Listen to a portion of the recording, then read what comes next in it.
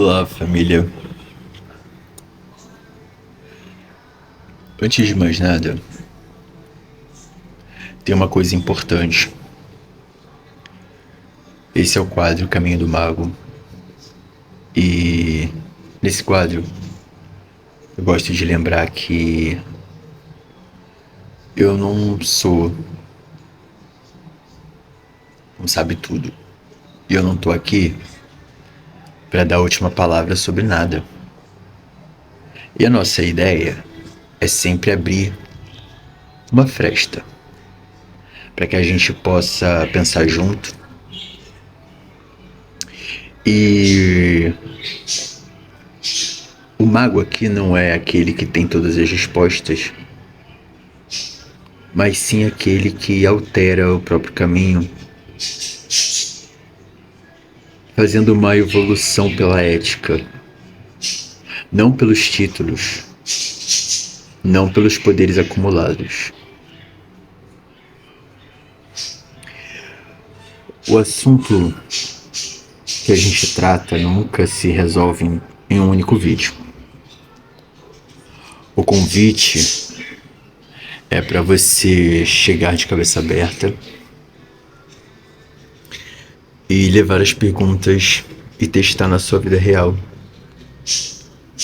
Combinado? Hoje, a gente vai falar sobre um apego ao poder, que é um dos maiores venenos da nossa época. Essa é a nossa sétima virtude, e ela se chama transitoriedade do poder. Essa virtude nos lembra que todo poder é provisório. Cargo, influência nas redes, conhecimento espiritual, autoridade numa relação, tudo isso passa. Se você se apega a qualquer uma dessas coisas como se fossem eternas, você já começa a se corromper. E a corromper aquilo que lhe foi confiado. No nosso mundo atual, a gente vê essa distorção o tempo todo. São pessoas que agarram o microfone, que agarram um posto de liderança, um papel de pessoa iluminada e se acha intocável. Acham que estão acima do erro e das críticas. Essa virtude, ela chega para corrigir exatamente isso. Porque a autoridade ética é serviço, não é trono. E quando a gente, ou quando eu me digo mago, eu me digo uma pessoa que busca uma transformação real. E não uma pessoa que se coloca acima do erro e em cima da crítica justa. Esse princípio é tão antigo quanto a própria consciência humana, a nossa consciência sobre os perigos do poder. Por exemplo, no estoicismo, filósofos como Sêneca, que era um ex-escravo, e o Marco Aurélio, que era o imperador, o cara mais poderoso do mundo naquela época, viam o poder como um empréstimo do destino. Marco Aurélio, por exemplo, escrevia para si mesmo que o império era pó e que ele era apenas mais um elo na cadeia dos governantes. E que sem virtude, o poder vira tirania e a tirania corrói quem a pratica. No taoísmo oriental, chinês, o sábio se comporta como a água. Ele se adapta, ele flui, ele desce e não disputa o lugar mais alto. Faz o trabalho e depois ele se retira, deixando que o povo diga: isso aconteceu naturalmente. Porque se ele ficasse posando de grande líder, o poder já teria virado um veneno para ele.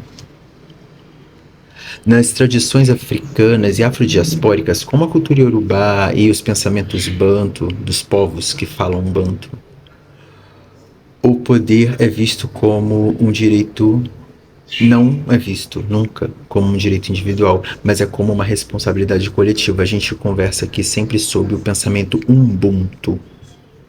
Eu sou porque nós somos. Isso já coloca a liderança como serviço. O líder que lá é falado fumo, me corrija se eu estiver errado, porque eu infelizmente não falo língua de povos bantus, mas guarda temporariamente a energia do grupo, entende? Se ele começar a usar isso para engrandecer a si mesmo, ele quebra esse elo com os ancestrais e com a comunidade ao seu redor.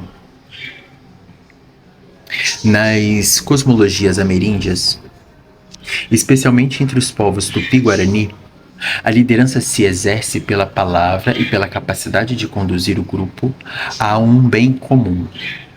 O poder ali não era uma estrutura fixa, mas algo que é fluido, que existia enquanto fosse útil a todos, ao coletivo. Veja, da Roma à África, da China às Américas, o aviso é o mesmo. Poder é provisório. A diferença é que o pensamento ocidental moderno associou o poder à propriedade, à posse, ao direito quase que divino de mandar, e foi aí que a gente começou a se perder. Mas o que essa virtude significa na nossa prática do dia a dia? Eu não estou falando da ideia de governar um país, não é sobre isso. Eu estou falando da nossa vida concreta, do que a gente faz no ônibus, indo trabalhar, dentro de casa. Primeiro, na fala. Quem entende que o poder é provisório não usa a palavra como uma arma de intimidação. Porque quando você está numa posição de dar uma bronca, de orientar alguém mais novo, ou dar a palavra final numa decisão, você pergunta: o que é que você acha, mesmo quando tem o cargo maior? Segundo, na reação às críticas. A pessoa que pratica essa virtude, ela não surta quando alguém aponta um erro, porque ela sabe que não é um ser perfeito. Ela entende que a crítica justa não é a ameaça ao seu trono, mas um ajuste de rota. Aquele que se diz um mago não se coloca acima do erro. Ele vive o erro como todos nós vivemos um erro no mundo. Terceiro, na liderança, quem entende que o poder cria estruturas que não dependem dessa pessoa. Essa pessoa prepara sucessores, divide responsabilidade, não tem medo de ser substituído, porque ele sabe que a função é mais importante que a vaidade. E a sabedoria é compartilhar. A versão distorcida e colonizada dessa virtude é justamente o contrário. É achar que servir é ser capacho ou usar uma falsa humildade para fugir da responsabilidade. É um líder que diz: sou só um servidor, enquanto decide tudo sozinho. Aí a transitoriedade acaba virando uma máscara. Essa virtude, a transitoriedade do poder, cura o apego possessivo e o ego inflado. Sem ela, a gente desenvolve uma caricatura terrível, o do líder eterno. Aquela pessoa que não larga o osso, que cria estruturas onde tudo depende dela, onde qualquer discordância vira uma traição. Isso acontece no espiritismo, no candomblé, em qualquer coletivo. A gente já viu isso acontecer várias e várias vezes. A pessoa pega um cargo e ali vira uma casa dela. Confunde cargo com a própria identidade. A transitoriedade também estabiliza o que alguns estudos chamam de corrupção de poder. Quando nos sentimos poderosos, o nosso cérebro inibe a empatia. E essa virtude é o antídoto diário contra essa neurose. O perigo é quando ela é mal compreendida e vira instrumento de dominação. Existem, por exemplo, líderes religiosos que dizem: aqui o poder é apenas de Deus e eu só sirvo, mas para nunca abrir mão do controle. Tem chefes que usam a ideia de liderança compartilhada para dispensar a culpa.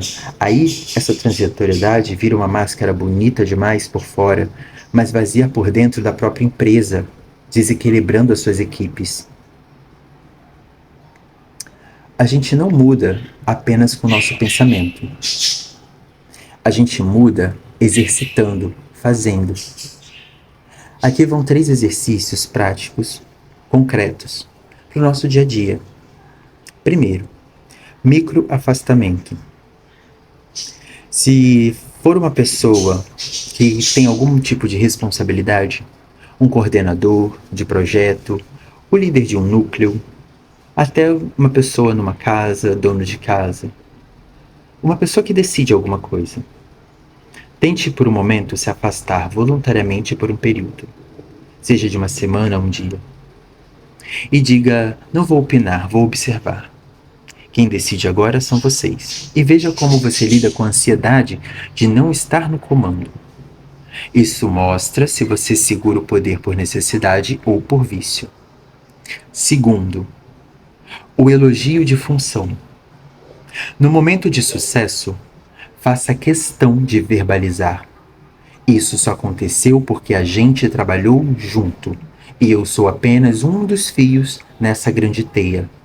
Isso não é ser ou ter falsa modéstia. É um lembrete ativo de sua função e não te torna superior. Seja sempre específico. A decisão acertada veio de fulano ou de ciclano, não de mim. Terceiro, receba críticas sem retrucar. Nos próximos 30 dias, quando alguém te der uma crítica justa, seja um amigo, um filho, um colega, resista ao impulso de explicar, de justificar ou até mesmo de contra-atacar. Apenas diga: obrigado, eu vou pensar sobre isso. E pense mesmo. Não para ver se você está certo, mas para ver se a crítica mostra algo que seu ego não quer enxergar. Agora, uma conversa íntima que você tem consigo mesmo. Você sabe que eu gosto de levar perguntas que incomodam a gente. É importante a gente ter isso para levar para o espelho.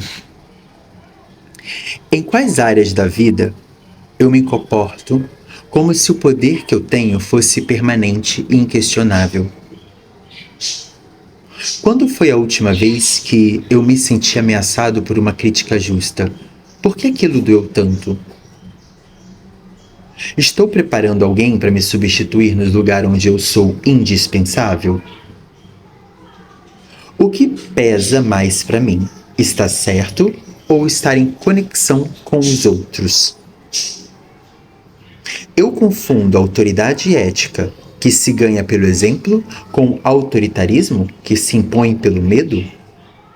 Essas perguntas são para você guardar para você, para se questionar na frente do espelho e tentar trabalhar a virtude. Agora, um cuidado fundamental com a gente. Como a gente olha para essa virtude sem fazer uma apropriação vazia das culturas que preservamos? Não dá para pegar a palavra Ubuntu, falar bonito e ignorar que o povo banto foi violentamente colonizado e que muitas das lideranças negras foram destruídas justamente porque exerciam esse poder coletivo e horizontal que ameaçava a estrutura colonial. Resgatar essa virtude hoje, aqui na Baixada Fluminense, numa quebrada lá de São Paulo ou num terreiro de Salvador, é reconstruir algo que foi arrancado de nós. No Brasil contemporâneo, a gente vê essa essência viva nas mulheres de terreiro. A Yalorixá não é uma rainha no sentido europeu, ela é a mãe. Ela detém um poder imenso, de decisão de ritual e comunitária, mas todo mundo sabe que aquele poder existe porque ela serve ao orixá e à comunidade. Se ela começa a usar o cargo para ganho pessoal ou para humilhar, o axé se retira. A própria tradição tem mecanismo para lembrar que o poder é um fardo que passa. A gente também vê isso na liderança comunitária da periferia. Homens e mulheres que coordenam uma ONG de bairro, um professor de capoeira, um agente de saúde. Quem dura nesses lugares é quem entende que o protagonismo é da comunidade, não dele ou dela. Quem se apega ao protagonismo vira celebridade e geralmente não constrói nada que é sólido. Então, para evitar a apropriação, não basta falar de saberes ancestrais. É preciso reverenciar a fonte, entender que esses saberes vêm de pessoas e de lutas que são reais. E aplicar no nosso território, na sua rua, no seu coletivo. A ideia de que o poder só faz sentido se for exercido como serviço temporário. Para fechar, que já está longo, a gente não é dono de nada, nem do conhecimento, nem da posição e muito menos das pessoas. A única coisa que a gente pode tentar fazer é cuidar bem do que nos é confiado, enquanto nós é confiado. A transitoriedade do poder não é uma derrota, é um alívio. Porque se o poder passa, a gente não precisa carregar o peso de ser eternamente responsável por tudo e por todos. A gente pode fazer o melhor, passar o bastão e seguir em frente. Ética não é uma identidade física, fixa. Não é eu sou uma pessoa ética e pronto. Ética é movimento. É disposição de olhar para o espelho, ver onde o ego inflou e escolher de novo servir. O convite aqui não é para você idolatrar o conceito de humildade, mas para praticar no dia a dia a arte de não se levar tão a sério quando está numa posição de destaque. O mago não é quem tem o poder, o mago é quem sabe quando entregá-lo. E segue de cabeça aberta, porque ética não é uma coisa que se decora, é alguma coisa que se vive. Eu fico por aqui, essas ideias estão em aberto, leva elas para sua vida, testa, quebra a cara, se refaz. O caminho é esse mesmo. E eu te encontro no próximo passo da nossa jornada. Se cuida, um beijo.